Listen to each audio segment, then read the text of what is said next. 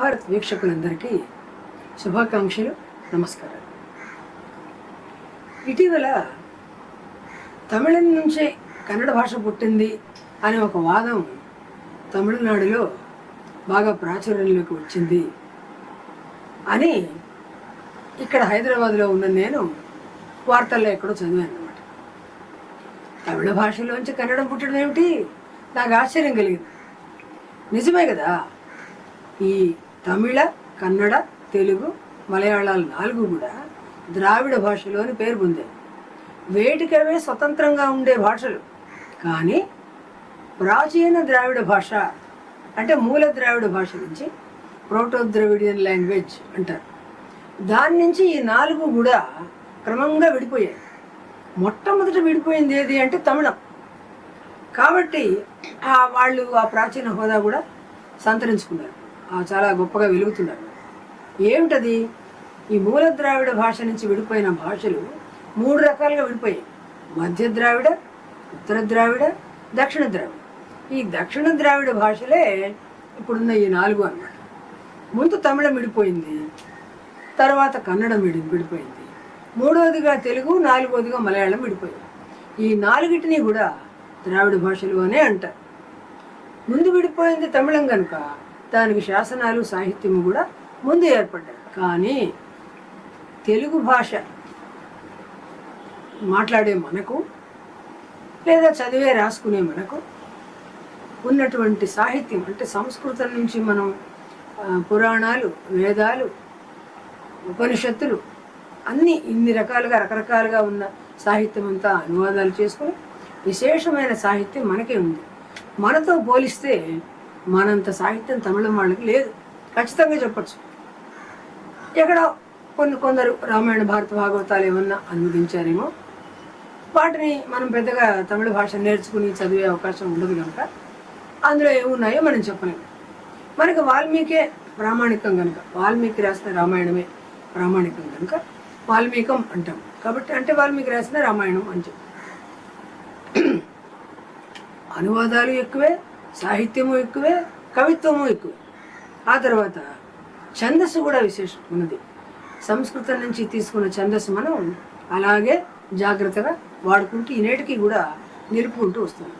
ఎన్నో ప్రబంధాలు, కావ్యాలు, పురాణ కావ్యాలు, తర్వాత కల్పిత గాథలు అన్నీ కూడా ఎన్నో వచ్చాయి మనకు. ఇది ఎందుకు ఇట్లా అకస్మాత్తుగా తమిళం నుంచి కన్నడం పుట్టింది అనడం ఏమిటి అని అంటే, ఈ 4 భాషలు కూడా ఒకటే మూల భాష నుంచి విడిపోవడం అనేది ముఖ్య కారణం. ఒకప్పుడు అంటే ఒక 45 ఏళ్ళ క్రితం నేను బహుశా అప్పుడు 20-25 ఏళ్ల వయసులో ఉన్నప్పుడు నేను మద్రాసులో పెరిగాను. అందువల్ల కొంచెం తమిళం కూడా నేర్చుకున్నాను నేను. ఆ రోజుల్లో తమిళ సినిమా కవి ఒక ఆయన, పేరు నాకు గుర్తులేదు, ఉన్నాను నేను చెప్పను. ఆయన ఏం చెప్పాడంటే తమిళం నుంచే సంస్కృత భాష పుట్టింది అన్నాడు. అని అట్లా పుట్టిందని నేను నిరూపిస్తాను, సాక్ష్యాధారాలతో సహా నేను నిరూపిస్తాను అని చెప్పి అందరి ముందు సవాల్ చేశాడు. అట్లా ఒక ఛాలెంజ్ విసిరిన తర్వాత ఎందుకో ఏమనుకున్నాడో ఏమైందో మరి, ఎవరు బోధించారో అతనికే పుట్టిందో మనకు తెలియదు, కానీ సంస్కృత భాష అధ్యయనం చేయడం మొదలుపెట్టాడు. అయిపోయాడు ఇంకా అంతే. సంస్కృతం ఒక జ్ఞాన సముద్రం, జ్ఞాన నిధి. దాంతో పోల్చుకుంటే తమిళం అనేది ఒక చిన్న నీటి బొట్టు లాంటిది అని బహిరంగ సభలో ప్రకటించి ఆ విధంగా భాషను అవమానించినందుకు క్షమాపణ చెప్పుకున్నాడు, సాష్టాంగపడ్డాడు బహిరంగ సభలో. జనని సంస్కృతంపై ఎల్ల భాషలకును అని ఒప్పుకున్నాడు అనమాట. ఇది నేను అనేది ఏమిటంటే, ఇందులో అసలు ఒక భాషను గురించి నా భాష నుంచి నీ భాష పుట్టింది అని అనడం ఎందుకు, నోటికొచ్చినట్టు మాటలు విసిరేయడం ఎందుకు, ఆ పైన క్షమాపణలు చెప్పుకోవడం ఎందుకు? ఇదంతా దేనికి, ఎందుకు ఇట్లా జరుగుతుంది అని అంటే ఒకటే కారణం అండి. తమిళులకు తమిళ భాష మీద ఉన్నటువంటి అభిమానం. దీన్ని వీరాభిమానం అనండి, మరొకటనండి, నేనైతే దురభిమానం అంట. ఎందుకు అంటారేమో, ఎందుకంటే మీరు తమిళనాడుకి వెళ్ళండి, మద్రాసులో పెరిగాను కదా, ఇటీవల అప్పుడు కూడా అంతే, అప్పుడైనా కొంత ఇంగ్లీష్లో ఉండేవేమో, బస్సుల మీద ఎక్కడెక్కడికి ఆ బస్సులు వెళ్తాయో అని ఏ ప్రాంతాలకు వెళ్తాయో చెప్పే పట్టికలు ఉండేవేమో అందులో. ఇప్పుడు మనకి హైదరాబాద్లో తెలుగులో ఉంటుంది, హిందీలో ఉంటుంది, ఉర్దూలో కూడా ఉంటుంది అన్నమాట. తమిళనాడుకి వెళ్తే మీకు బస్సుల మీద పేర్లు మీకు అసలు తమిళంలోనే ఉంటాయి. మీ వల్ల కాదనమాట. ఇంకా తమిళం రాని వాడు ఎవడన్నా పోయాడా, అసలు ఆ బస్సు ఎక్కడికి పోతుంది, వాడిని ఎక్కడ దించుతుంది, వాడు ఎక్కడ దిగాలి, ఎవరు ఏం చెప్పరు, ఎవరు డైరెక్ట్ చేయరు, అందరు తమిళంలోనే మాట్లాడతారు. తమిళ భాష తప్ప రెండవ భాషని మాట్లాడరు, వాడరు, అక్కడ రాయరు. ఇప్పుడు కొత్తగా వెళ్ళిన వాళ్ళకి ఎంత ఇబ్బంది అండి, తమిళం నేర్చుకునే వాళ్ళకి, లేక తెలియని వాళ్ళకి, లేక ప్రాంతాలు చూడాలని కొత్తగా వెళ్ళిన వాళ్ళకి. అందువల్ల ఈ రకమైన దురభిమానం తగదంటాను నేను, దురభిమానం అనే అంటాను నేను. ఎందుకంటే ఈ భాషకున్న అక్షరాలు ఎంత ఇంగ్లీష్లో లాగా 26, 28 ఉంటాయి. అదేమిటి అంటారు, సంస్కృతం నుంచి మనం 56 అక్షరాలు తీసుకున్నాం, వాళ్ళు ఆ కొన్ని అక్షరాలు తీసుకున్నారు. ఇప్పుడు కా నుంచి పా వరకు మనకు కవర్గ పవర్గాలు మొత్తం 25 అక్షరాలు, 25 అక్షరాలు మనకు.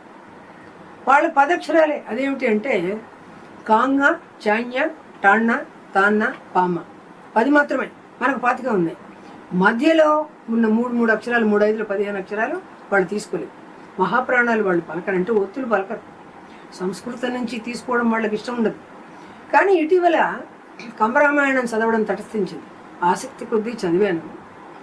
దాంట్లో సంస్కృత పదాలు చాలానే ఉన్నాయి. సంస్కృత పదాలు లేకుండా రామాయణం రాయడానికి ఎవరు వెళ్ళవుతుందండి? వాల్మీకి రాసిన ఆది కావ్యమైన రామాయణం త్రేతాయుగం నాటిది. కంబరామాయణం ఆధునిక కాలంలో రాసిన రామాయణం. అంటే మూలం అదే, కానీ ఇక్కడ ఆయన తీసుకున్నాడు. కాన అనే ఒక పదం చెప్తాను ఉదాహరణ. కాన అంటే అడవి, కాన కాననం. హిందీలో కానన్ అంటారు, అడవి, జంగల్ అంటారు వాళ్ళు, అరణ్యం అని. మలయాళంలో కానే, కన్నడంలో కానన. వాళ్ళు సున్నలు పెట్టరు, మనలాగా కాననం అన్నారు, సున్న తీసేస్తారు, కానన. తమిళంలో కాన. వీళ్ళు ఈ తమిళులు ఏం చేస్తారంటే హిందీలోంచి కూడా పదాలు చాలా వాడుకుంటారండి. ఎట్లా వాడతారంటే మనకు దిల్లిరుకా అని అడుగుతారు. అంటే నీకు దిల్ అంటే ధైర్యం, దిల్ అంటే మనకు హిందీ పదం. దిల్ అంటే ఏమిటి? మనసు ఉందా అని, గుడ్డ ధైర్యం ఉందా అని అడగడం అనమాట. నీ బడా ఆల్రా అంటారు, అంటే నువ్వు పెద్ద మనిషి రే నువ్వు అంటే చాలా గొప్పవాడివిలే అనడం. బడా అంటే హిందీ పదం కదా, ఒప్పుకోరు. ఖిలాడి అని ఒక పదం ఉంది. ఖిలాడి అంటే క్రీడాకారుడు అని అర్థం హిందీలో. కిల్లేడి అంటారు వీళ్ళు, కిల్లేడి పని అంటారు. నాస్టా బండియా అని అడుగుతారు. నాస్టా అంటే నాస్తా, నాస్తా అంటే టిఫిన్ కదా, బ్రేక్ఫాస్ట్. చాలా పదాలు వాడుకుంటారు, కానీ మేము వాడుకుంటామని అంగీకరించరండి. అందుకే నేను దురభిమానం ఉన్నాను వాళ్ళని. వీళ్ళు ఇట్లా వీళ్ళ పరిస్థితి ఇట్లా ఉంటే, తమిళ మలయాళాలు లిపిలో సామ్యాన్ని కలిగి ఉంటాయి, ఒకేలాగా ఉంటాయి. భాష కూడా మాట్లాడుతున్నప్పుడు ఒకలాగా వినబడుతుంది. తమిళం తర్వాత మూల ద్రావిడ భాష నుంచి విడిపోయింది కన్నడం కనుక తమిళ భాషలో పదాలు, కన్నడ భాషలో పదాలు మాట్లాడుతున్నప్పుడు ఒకలాగా వినబడతాయి. తెలుగుకి కన్నడానికి లిపిలో చాలా సామ్యం ఉంటుంది. తెలుగు కన్నడం పక్కపక్కనే మీరు తీసుకుని చూడండి, ప్రింట్లు ఏమన్నా ఉంటే సమానంగా కనబడతాయి. తమిళ మలయాళాలు ఒకలా కనబడతాయి. తమిళం మలయాళం మాట్లాడుతున్నప్పుడు, రాసినప్పుడు ఒకలా కనబడినా తమిళ కన్నడాలు కూడా మాట్లాడుతున్నప్పుడు ఒకలాగే వినబడతాయి. తెలుగు కన్నడాలు మాత్రం కేవలం లిపిలో సామ్యాన్ని కలిగి ఉంటాయి. ఉదాహరణ చెప్తాను చూడండి. అవన్ అంటాడు తమిళంలో, అవను అంటాడు కన్నడుగుడు. మలయాళం వాడు అవన్ అంటాడు, మనం అతడు అంటాం. తెలుగు కన్నడ భాషలు అజంతాలు, అచ్చులతో ముగుస్తాయి. తమిళ మలయాళ భాషలు హలంతాలు, అవన్ ఎంగే పోరాయ్ అట్లా, ఎంగే పోరే అట్లా అడుగుతారు. మగళ్ అంటారు. మగళ్ళు అంటే కూతురు, తెలుగులో కుమార్తె, మలయాళంలో మగళ్, కన్నడలో మగళు. మక్కళ్ అంటారు. మక్కళ్ళు అంటే ప్రజలు, జనం. మనకు ప్రజలనే అంటాము. కన్నడంలో మక్కಳು అంటారు, కానీ కన్నడంలో ఉన్న మక్కలకు సంతానం అని అర్థం. ఒకే భాషలో, ఒకే మూల ద్రావిడ భాష నుంచి విడిపోయిన భాషలు కనుక, ఒకే భాష నుంచి విడిపోయిందనే ఒకటే కారణం చేత సమానమైన పదాలు, సమానమైన వాక్యాలు లేక భాషలు, అక్షరాలు వినపడడంలో ఆశ్చర్యం ఏముందండి? తల్లిదండ్రులకు, ఒకే తల్లిదండ్రులకు పుట్టిన పిల్లలకు ఆ తల్లిదండ్రుల పోలికలు రావా? ఇది కూడా అట్లాడితే వీళ్ళకి సరళాలు లేవు. వర్షాలు మాత్రం ఉన్నాయి. కాచాట తప ఉన్నాయి, గసడదవలు లేవు. అందువల్ల వీళ్ళు ఇంకా ఉదాహరణలు చెప్తాను చూడండి. సంయుక్తాక్షరాలు పలకరు, అంటే 2 అక్షరాలు కలిసి ఉన్న అక్షరాలు పలకరు వీళ్ళు. ద్విత్వాక్షరాలు పలుకుతారు. అక్క అంటే అక్కక్క అని రాస్తారు. ఆరోగ్యం అని ఉంది, ఆరోగ్యం అని రాస్తారు. మనం తెలుగులో ఆరోగ్యం అంటాం, కన్నడలో ఆరోగ్య అంటారు. సంస్కృతం 75% మలయాళీలు వాడతాను కనుక అది కూడా చెప్తారు, వాళ్ళు కూడా అట్లాగే చెప్తారు. కపటం తెలుగు, కపట కన్నడం, కబడం కబడం ఈ 2 కూడా మలయాళంలో ఉంటాయి. రాక్షసి అని మనం రాస్తాం, రాక్షసి అని కన్నడిగులు రాస్తారు. రాట్ చెసి అని రాస్తారు. వాళ్ళు మలయాళీలు ఎట్లా రాస్తారో నాకు తెలియదు. మహాలక్ష్మి మనం చక్కగా రాస్తాం, కన్నడిగులు కూడా అంతే. మగాలక్ష్మి కా రాస్తారు, మకాలక్ష్మి అని రాసి మగాలక్ష్మి అని చదువుతారు. హా లేదు వాళ్ళ, మహాప్రాణాలు లేవు, హకారాలు కూడా లేవు. శాశ్వసాల్లో షా లేదు, షా లేదు, సామట్టు కూడా చా రాసి సా చదువుతారు. అందువల్ల ఏమిటంటే ఒక మూల భాష నుంచి విడిపోయిన భాషల్లో సమానమైన పదాలు అక్షరాలు ఉండడం సర్వసామాన్యం. ఇందాక మనం అనుకున్నట్టుగా తల్లి పోలికలు పిల్లలు రావడం చాలా సహజం. అంత మాత్రం చేత ఆ భాష నుంచి ఒక్కొక్కటి విడిపోయాయి, ఒకటి ముందు ఒకటి వెనక. మా భాషలోంచి ఇతర భాషలు పుట్టాయి అనడం మాత్రం వీళ్ళ దురభిమానానికి నిదర్శనమే నేను అంటాను. ఆ విధంగా అనడం తప్పని కూడా అంటారు. అన్ని భాషలు ఒకటిగా కలిసి మెలిసి, మీరు మాకు ఎంఏ చదువుకుంటున్నప్పుడు comparative study of Dravidian languages అంటే ద్రావిడ భాషల తులనాత్మక పరిశీలన అని ఉండేది. అందులో 4 భాషల పదాలు చాలా వరకు మేము నేర్చుకున్నాం. అందుకే ఇంత ఖచ్చితంగా చెప్పగలుగుతున్నాను అన్నమాట. కాబట్టి అన్ని భాషలు దేనికదే గౌరవించదగినవి. ఏ రకమైన భాషలైనా సరే అన్నిటినీ గౌరవించాలి. మన మాతృభాషను మరీ గౌరవించాలి. మనకి మాతృభాష మీద ప్రేమ లేకపోవడం, వాళ్ళకు ఉండడం అనేది ఇక్కడ స్పష్టంగా కనబడుతుంది. మనకు అభిమానం కూడా లేదు, వాళ్ళకు దురభిమానం ఉంది.